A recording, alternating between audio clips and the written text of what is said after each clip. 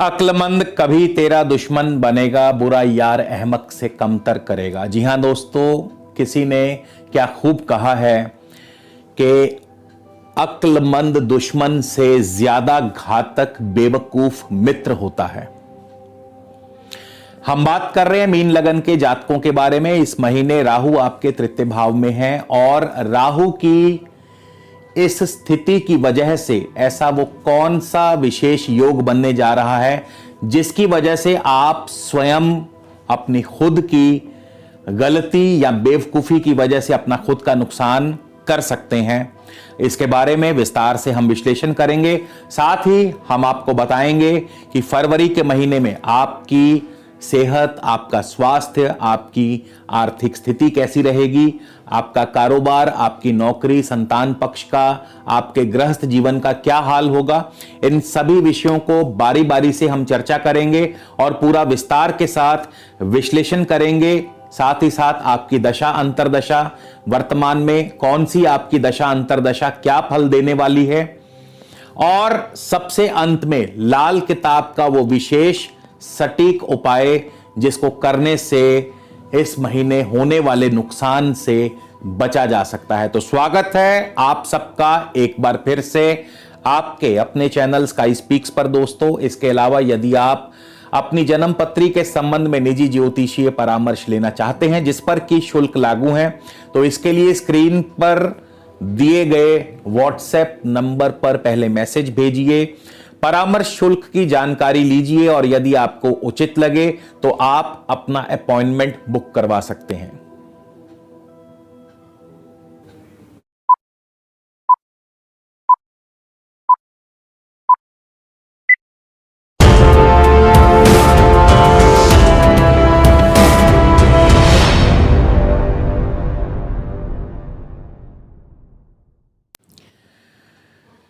तो चलिए दोस्तों आगे बढ़ते हैं और सबसे पहले जानते हैं आपकी इस महीने यानी फरवरी 2021 की ग्रहचाल के बारे में।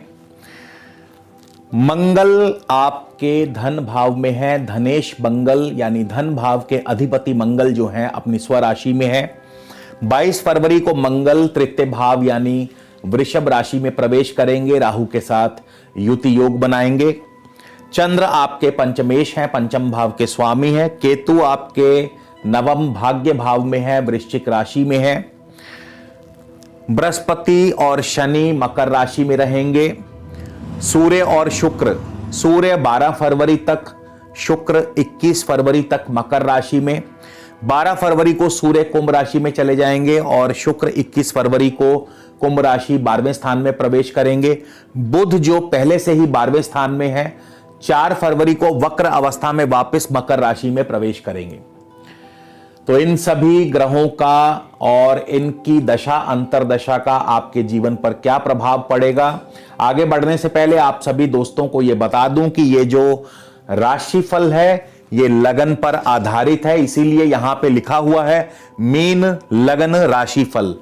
तो आपसे गुजारिश है इसे केवल और केवल लगन से देखिएगा और साथ ही साथ यदि आपको अपनी दशा अंतरदशा का भी ज्ञान है तो फिर ये राशिफल आपको और भी ज्यादा सटीकता से अनुभव सिद्ध होगा। शुरुआत करेंगे सबसे पहले हम बृहस्पति के बारे में। बृहस्पति आपके लगन भाव के स्वामी हैं और साथ ही साथ बृहस्पति दशम भाव के स्वामी है, यानी आपकी कुंडली में बृहस्पति ने सेहत, स्वास्थ्य, मान, यश, अपयश, आपके कारोबार, आपके कर्मों का जिम्मा अपने कंधे पर उठाया हुआ है। और बृहस्पति आपको कैसा फल देंगे दोस्तों? बृहस्पति आपके एकादश भाव में चल रहे हैं, लाभ स्थान में। जाहिर है लाभ की स्थिति बनी रहेगी, लेकिन बहुत जरूरी है यह देखना कि बृहस्पति किसके नक्षत्र में है और किसके उप नक्षत्र में है, तभी आपको बृहस्पति की वास्तविक स्थिति का मालूम पड़ेगा। बृहस्पति की वास्तविक स्थिति क्या है? तो जिनको भी इस समय वर्तमान में मीन लगन के जातकों को बृहस्पति की महादशा, अंतरदशा या प्रत्यंतर दशा चल रही है, तो यह फल आपके लिए। बृहस्पति लाभ स्थान में है, जैसा कि मैंने बताया बृहस्पति श्रवण नक्षत्र में है, यानी चंद्रमा के नक्षत्र से संचार कर रहे हैं। चंद्रमा आपके पंचम भाव के स्वामी है, पंचमेश है चंद्रमा। तो सबसे पहले बृहस्पति नक्षत्र के अनुसार क्या फल देंगे?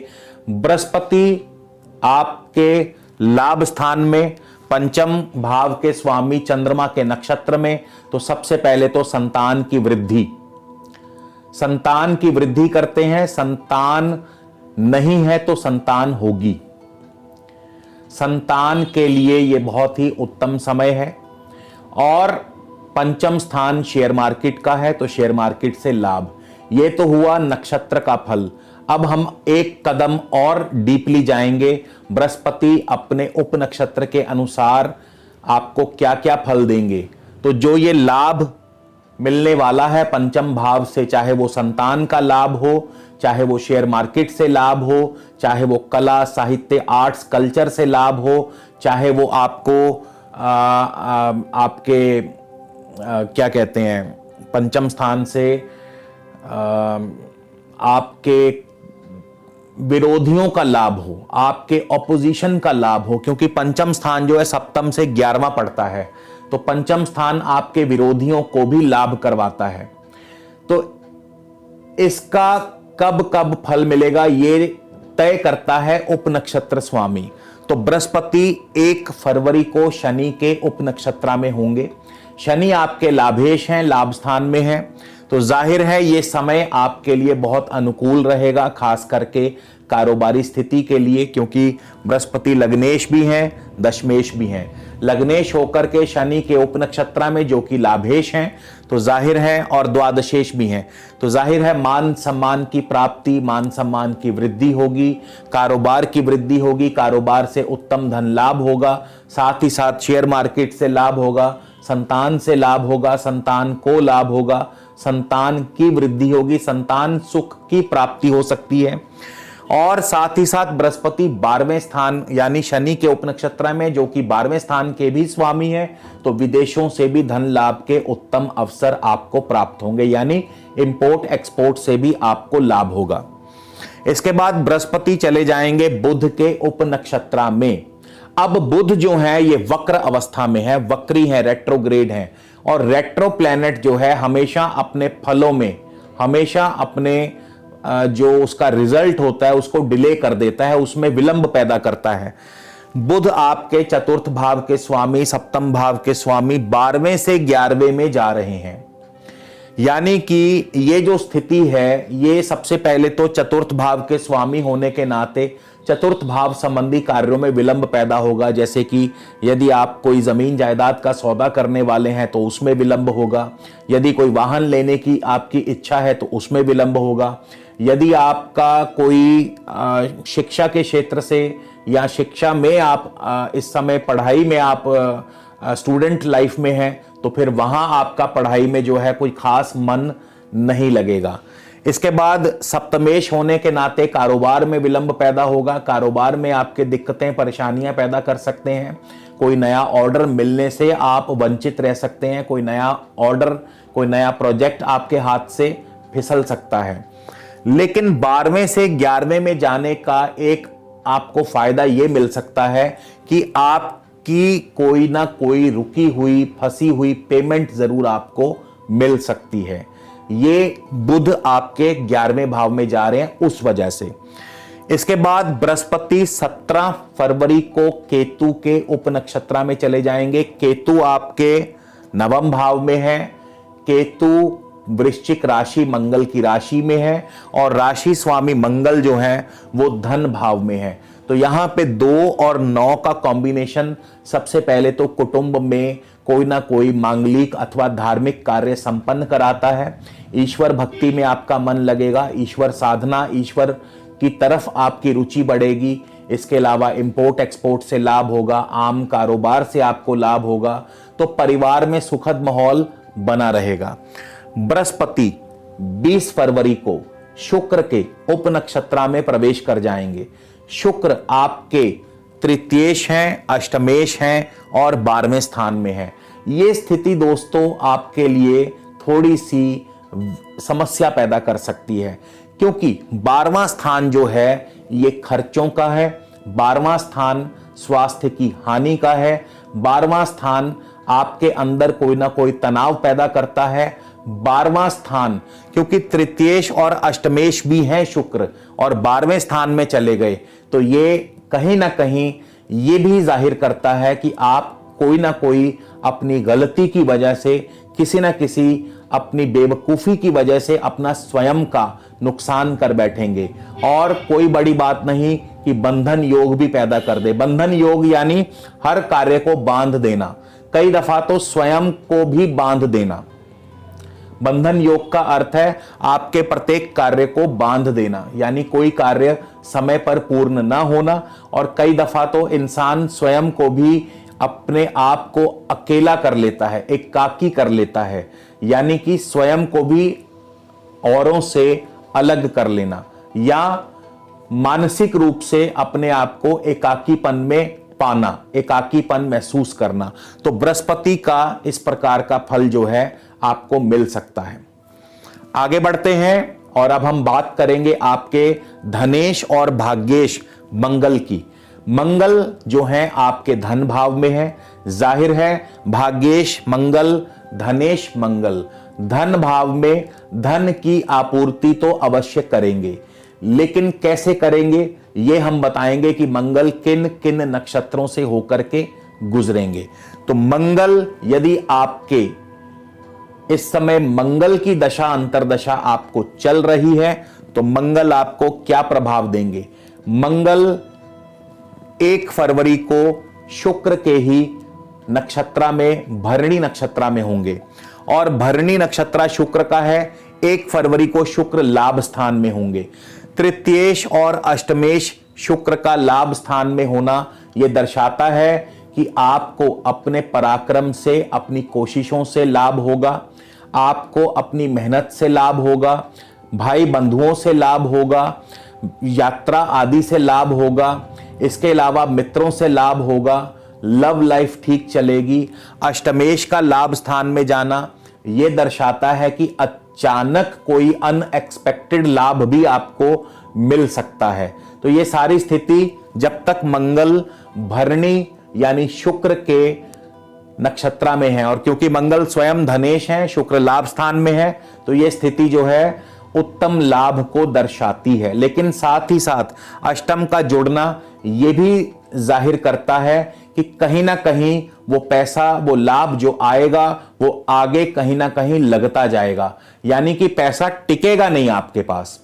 इसके बाद 16 फरवरी को मंगल चले जाएंगे कृतिका नक्षत्र में, यानी कि सूर्य के नक्षत्र में।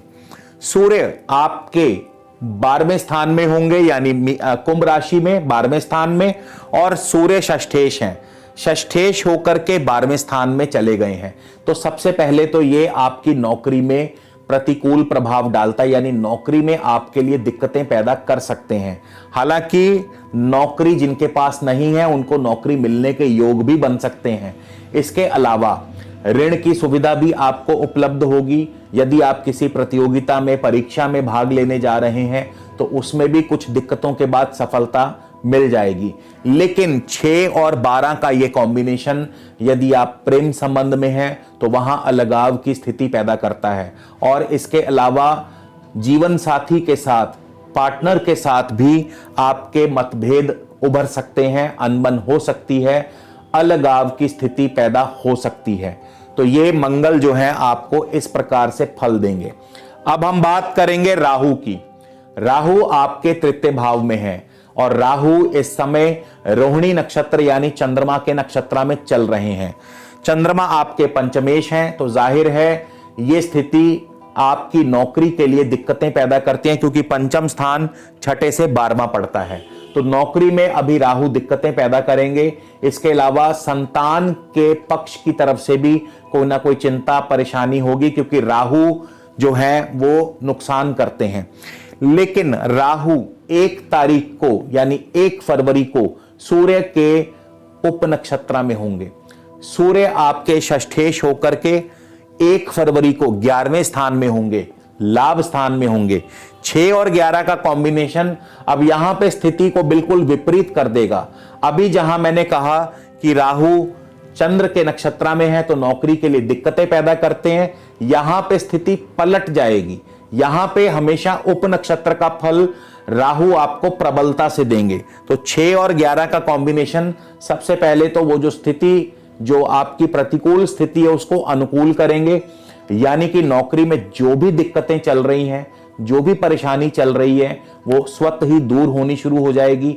नौकरी नहीं है तो नौकरी मिल जाएगी, नौकरी में इंक्रीमेंट भी मिल सकता है। इसके अलावा 6 और 11 का कॉम्बिनेशन आपको कारोबार में भी तरक्की दिलाता है और उत्तम आर्थिक लाभ भी करवाता है।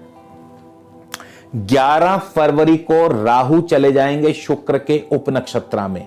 शुक्र जो हैं वो आपके तृतीयेश और अष्टमेश होकर के 11वें स्थान में होंगे। यहां पे तृतीयेश और अष्टमेश होकर के 11वें स्थान में, यानी कि लाभ करवाएंगे, अनएक्सपेक्टेड लाभ हो सकता है, मित्रों से, भाई बंधुओं से लाभ हो सकता है। लेकिन 22 फरवरी को राहु, माफ कीजिए, 21 फरवरी को शुक्र चले जाएंगे 12वें स्थान में। अब ये जो 3, 8 और 12 का कॉम्बिनेशन है, जो कि राहु की दशा अंतरदशा में बनने जा रहा है, और राहु भी स्वयं आपके तृतीय भाव में है, शुक्र की राशि में है, तो ये 3, 8, 12 का कॉम्बिनेशन सबसे पहले तो व्यक्ति अपनी खुद की गलती से अपना नुकसान करता है, और कई दफा ये नुकसान झेला भी नहीं जाता, क्योंकि 8 और 12 जहां जुड़ जाएं तो नुकसान की मात्रा भी बढ़ जाती है। और इसके अलावा 3, 8, 12 का कॉम्बिनेशन बंधन योग भी पैदा करता है, यानी कि बंधन योग यानी आपके कार्य को जैसे किसी ने बांध दिया हो, आपको किसी ने बांध दिया हो, तो आप अपने आप को अकेले में पाएंगे, आपके अंदर एक एकाकीपन आपको महसूस होगा। तो बंधन योग की जो ये स्थिति है राहु की वजह से, और क्योंकि राहु शुक्र की राशि में होंगे, शुक्र के ही उप नक्षत्र में होंगे, तो शुक्र 21 फरवरी को 12वें स्थान में चले जाएंगे। 3, 8, 12 का जो ये कॉम्बिनेशन है, इस प्रकार से राहु की दशा अंतरदशा में आपको ये बंधन योग के फल अनुभव में प्राप्त होंगे। आगे बढ़ते हैं, अब हम चंद्रमा की बात कर लें। चंद्रमा आपके पंचम भाव के स्वामी हैं, पंचमेश हैं चंद्रमा। बहुत जरूरी है कि चंद्रमा की स्थिति आपकी कुंडली में कैसी है। तो वैसे तो पंचम स्थान संतान के लिए शुभ माना गया है, संतान की वृद्धि करता है, संतान से लाभ होता है या संतान से सुखद फल प्राप्त होते हैं, लव लाइफ बढ़िया चलती है। यदि आप कला, आर्ट्स, कल्चर इन सभी क्षेत्रों से जुड़े हैं तो वहां आपके लिए स्थिति अनुकूल रहती है, उन क्षेत्रों में आपको सफलता मिलती है। लेकिन पंचम स्थान जो है, क्योंकि 6 से 12वां है, तो नौकरी के लिए बढ़िया नहीं माना जाता। नौकरी के क्षेत्र में आपको दिक्कतें, तो जिनको भी चंद्र की दशा अंतरदशा है, ये उनके बारे में बता रहा हूं। इसके अलावा चंद्रमा की स्थिति पर भी बहुत कुछ निर्भर करता है। तो आपकी कुंडली में चंद्रमा यदि शुभ स्थान में है, जैसे कि चंद्रमा यदि लग्नस्थ हैं, द्वितीयस्थ हैं, चंद्रमा यदि पंचम स्थान में है, 6 में है, 10वें या 11वें में है, तो यहां पे चंद्रमा आपको शुभ फल प्रदान करेंगे, आपकी तरक्की होगी, आपको लाभ होगा, कारोबार में, नौकरी में लाभ होगा। लेकिन इसके विपरीत चंद्रमा यदि 5, 6, 8 या 12वें स्थान में होंगे तो फिर यहां पे आपके लिए दिक्कतें बढ़ सकती हैं। चंद्रमा आपको अशुभ फल देंगे जिनको भी चंद्र की दशा अंतरदशा चल रही है। नौकरी में दिक्कतें, कारोबार में दिक्कतें, धन की हानि, ऐसे आपको दुष्प्रभाव जो हैं मिल सकते हैं। केतु, केतु आपके भाग्य भाव में है, केतु वृश्चिक राशि में है, मंगल की राशि में, जो कि धनेश मंगल धन भाव में है। और केतु आपको कैसा फल देंगे, तो जिनको भी केतु की दशा अंतरदशा है तो ये फल आपके लिए। केतु 1 फरवरी को चंद्रमा के ही उप नक्षत्र में होंगे, और चंद्रमा का फल जो है मैं अभी अभी आपको बता चुका हूं। इसके बाद 19 फरवरी को केतु सूर्य के उप नक्षत्र में प्रवेश कर जाएंगे। सूर्य षष्ठेश होकर के 12वें स्थान में होंगे। 6 और 12 का कॉम्बिनेशन सबसे पहले तो वैवाहिक जीवन में दिक्कतें पैदा करता है, अलगाव की स्थिति पैदा करता है, लव लाइफ में दिक्कतें पैदा करता है। नौकरी के लिए स्थिति फिर भी अनुकूल मानी जाती है, नौकरी में आपको प्रमोशन या नौकरी में आपको ट्रांसफर भी हो सकता है, परिवर्तन भी हो सकता है, स्थान परिवर्तन, क्योंकि 12वां स्थान भी साथ में जुड़ गया। और 12वां स्थान जो है ये आपको कई दफा अपने स्थान से दूर ले जाता है और कई दफा तो विदेश भी ले जा सकता है, क्योंकि 12वां स्थान विदेश यात्रा का भी है।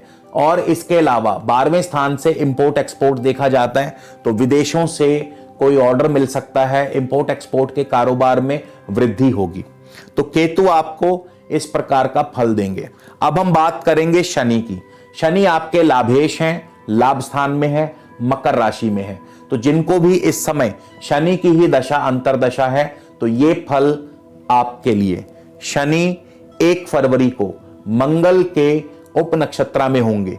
मंगल आपके धनेश हैं, धन भाव में है, और मंगल भाग्येश भी हैं। तो 2 और 9 का ये कॉम्बिनेशन सबसे पहले तो परिवार में, कुटुंब में सुखद माहौल पैदा करता है। धार्मिक कार्यों में आप बढ़ चढ़कर भाग लेंगे। इंपोर्ट एक्सपोर्ट से आपको लाभ होगा, यात्रा आदि के योग बन सकते हैं, और कारोबार में भी अच्छा धन लाभ होगा। इसके बाद शनि देव 7 फरवरी को राहु के उप नक्षत्र में प्रवेश करेंगे। राहु आपके तृतीय स्थान में है, शुक्र की राशि में है। तो व्यर्थ की भाग दौड़ बनी रहेगी, हालांकि कोशिश करने पर कई कार्यों में सफलता भी अर्जित होगी। 25 फरवरी को शनि देव बृहस्पति के उप नक्षत्र में प्रवेश करेंगे। बृहस्पति लग्नेश हैं, दशमेश हैं और लाभ स्थान में हैं। तो यहां पे जिनको भी शनि की दशा अंतरदशा है, 25 फरवरी से बहुत ही शुभ फल प्राप्त होंगे, यानी कि मान सम्मान बढ़ेगा, हर कार्य में सफलता अर्जित होगी, नौकरी में प्रमोशन, कारोबार में तरक्की, और चूंकि लाभ स्थान में है बृहस्पति, तो जाहिर है उत्तम आर्थिक लाभ की स्थितियां भी पैदा होंगी। हर कार्य में सफलता, कोई ना कोई इच्छा पूर्ण अवश्य होगी, और मित्रों से भी मेल मिलाप सहयोग मिलता रहेगा। तो शनि की दशा अंतरदशा आपको इस प्रकार के फल प्रदान करेगी। अब हम सूर्य की बात कर लें, तो जिनको भी सूर्य की दशा अंतरदशा है, ये फल आपके लिए। सूर्य आपके 1 फरवरी को मकर राशि लाभ स्थान में होंगे। 12 फरवरी को सूर्य कुंभ राशि 12वें स्थान में चले जाएंगे। इस दौरान सूर्य 1 फरवरी को श्रवण यानी चंद्रमा के नक्षत्र में होंगे। अब सूर्य लाभ स्थान में होने पर भी आपको लाभ नहीं दे पाएंगे, क्योंकि चंद्रमा के नक्षत्र में है, चंद्रमा पंचमेश है, तो लाभ आपकी जगह सामने वाला ले जाएगा, और साथ ही साथ नौकरी में भी आपको दिक्कतें पैदा कर सकते हैं। 6 फरवरी को सूर्य धनिष्ठा यानी मंगल के नक्षत्र में होंगे। जिस लाभ की तलाश में आप हैं, या जो लाभ आपको नहीं मिल पा रहा था, वो जैसे ही सूर्य धनिष्ठा यानी मंगल के नक्षत्र में पहुंचेंगे, तो एकदम से वो लाभ आपको मिलने लगेगा। जो धन आपका रुका हुआ था, वो धन आपके पास आएगा, धन की वृद्धि होगी, कुटुंब में भी सुखद माहौल बना रहेगा। तो 2 और 9 का ये कॉम्बिनेशन खास करके इंपोर्ट एक्सपोर्ट के कारोबार में अच्छा माना जाता है। इंपोर्ट एक्सपोर्ट के कारोबार में लाभ होगा, आम कारोबार में भी लाभ होगा। इसके बाद सूर्य 19 फरवरी को शतभिषा नक्षत्र यानी कि राहु के नक्षत्र में प्रवेश करेंगे। राहु आपके तृतीय स्थान में है, व्यर्थ की भागदौड़ बनी रहेगी। राहु शुक्र की राशि में है, शुक्र अष्टमेश होकर के और 12वें स्थान में होंगे।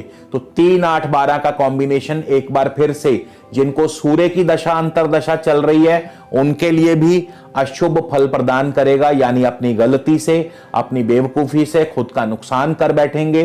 व्यर्थ की भागदौड़, व्यर्थ के यात्रा या स्थान परिवर्तन का योग, और स्वयं के ऊपर बंधन योग महसूस करेंगे, यानी आपको ऐसा महसूस होगा जैसे किसी ने सारे कार्य आपके बांध दिए हैं। आपको ऐसा लगेगा कि आप अकेलापन अनुभव करेंगे।